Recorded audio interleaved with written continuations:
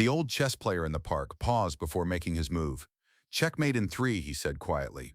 The general was surprised, but the real shock was that the old man seemed to be studying not the chessboard but an actual war map, because that map really existed. Welcome to Delta Files. But before I reveal what that map was and why those 3 words changed a general's understanding of warfare forever, tell me in the comments where you're watching from today. And if you want to uncover the truth behind stories that hide in plain sight, hit that subscribe button.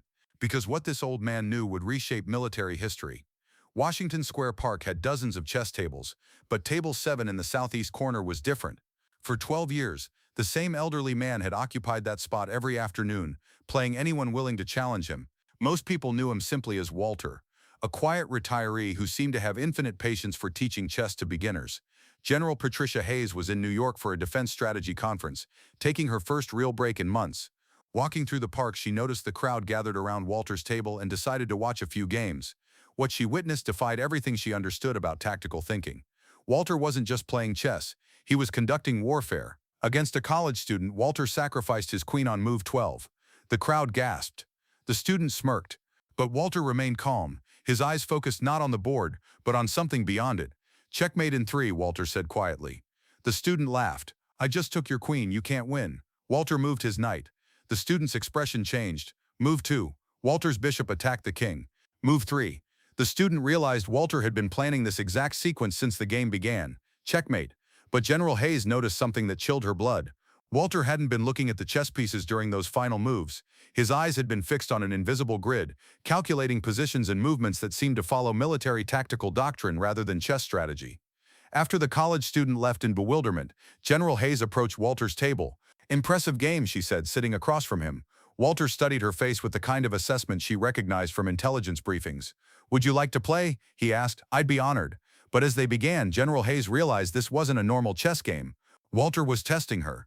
Each move he made corresponded to classical military strategies she'd studied at West Point. His opening gambit mirrored the Normandy invasion strategy. His mid-game development followed NATO defensive positioning protocols. His endgame approach used principles she'd seen in classified Pentagon war games. "Where did you learn to play like this?" she asked after Walter had methodically dismantled her defenses. "Books mostly. Lots of reading time in retirement." But General Hayes knew better. She'd spent 25 years studying military strategy, and Walter was applying tactical principles that weren't available in civilian chess literature. "Walter, I'm General Hayes, U.S. Army Strategic Command. Your approach to chess uses advanced military tactical doctrine." Walter's casual demeanor shifted slightly. "I'm just an old man who likes chess, General." "That wasn't chess. That was a simulation of the Battle of Gettysburg adapted for a 64-square grid." Walter was quiet for several minutes, then made a decision that would reveal everything. He reached into his jacket and placed a small, weathered notebook on the chess table. The cover was unmarked, but inside were detailed diagrams that made General Hayes's world tilt. Military battle plans, troop movement strategies, tactical analyses of famous battles throughout history. But these weren't academic studies. These were operational plans, written in the precise language of someone who had designed real military campaigns. "Walter, who are you?" Walter looked around the park, checking that no one was listening. "Retired Army Strategic Planning Division. 38 years, 1962 to 2000. Specialized in large-scale tactical operations and enemy strategy analysis."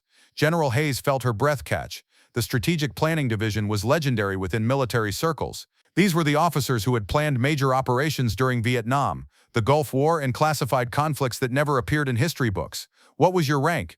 "Brigadier General Walter Morrison, but I prefer people just call me Walter now." General Hayes's mind raced. She'd heard of General Morrison. He was a myth within military strategy circles, a tactical genius who had developed battle plans that saved thousands of lives and won seemingly impossible conflicts. "Sir, why are you playing chess in a park?" Walter smiled sadly. "Because after 38 years of planning real battles where real soldiers died, I wanted to wage war where the only casualties were wooden pieces." But there was more to the story, and what Walter revealed next would explain why he'd never really stopped serving his country.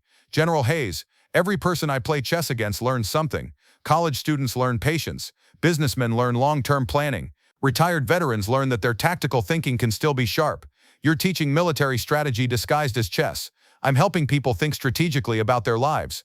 The principles that win battles also win careers, relationships, and personal challenges."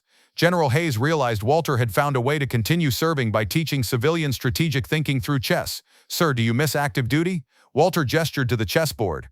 "Every game I play is active duty. I'm still protecting people. I'm just using different pieces now. Over the next month, General Hayes returned to Walter's table whenever she was in New York. She watched him teach a homeless veteran how to plan 3 moves ahead in life decisions. She saw him help a young mother develop strategies for managing her family's complex schedule. She observed him guide a struggling entrepreneur through business tactics that mirrored military operational planning. "Walter," she said one afternoon, "what you're doing here is remarkable. Have you considered working with active military personnel? The Pentagon has made offers. I've declined." "Why?" Walter looked at the diverse crowd of chess players around them. "Because these people need strategic thinking more than soldiers do. Soldiers have commanders. Civilians have to command themselves." But here's what General Hayes discovered that changed everything about how the military views retired strategic officers. Walter's park chess games weren't just teaching strategic thinking. They were serving as an informal intelligence-gathering operation. Through casual conversations with international visitors, business travelers, and diplomatic personnel who played chess, Walter had been quietly collecting information about global political and economic developments, not for espionage, but for understanding. Every month, Walter compiled a private analysis of international trends based on conversations with chess opponents from around the world. His insights were remarkably accurate, often predicting political and economic changes months before official intelligence agencies recognized the patterns. When General Hayes shared this information with her Pentagon contacts, they realized Walter had created an unofficial global intelligence network disguised as chess instruction. The Department of Defense offered Walter a consultant position analyzing his civilian intelligence insights, but Walter declined. "My chess players trust me because I'm not working for the government," he explained. "The moment I become official, I lose access to the very information that makes my analysis valuable." So Walter continued playing chess in Washington Square Park, serving his country in a way that no official position could replicate.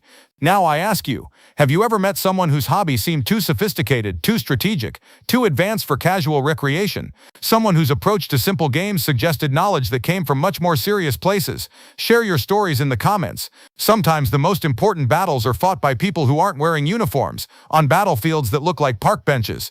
Thank you for watching. If this story moved you, subscribe and share. Help us honor those who continue serving long after their official service ends. Because the truth is, strategic genius doesn't retire. It just finds new ways to protect and teach. And sometimes the most important military intelligence comes from conversations that begin with, "Would you like to play chess?"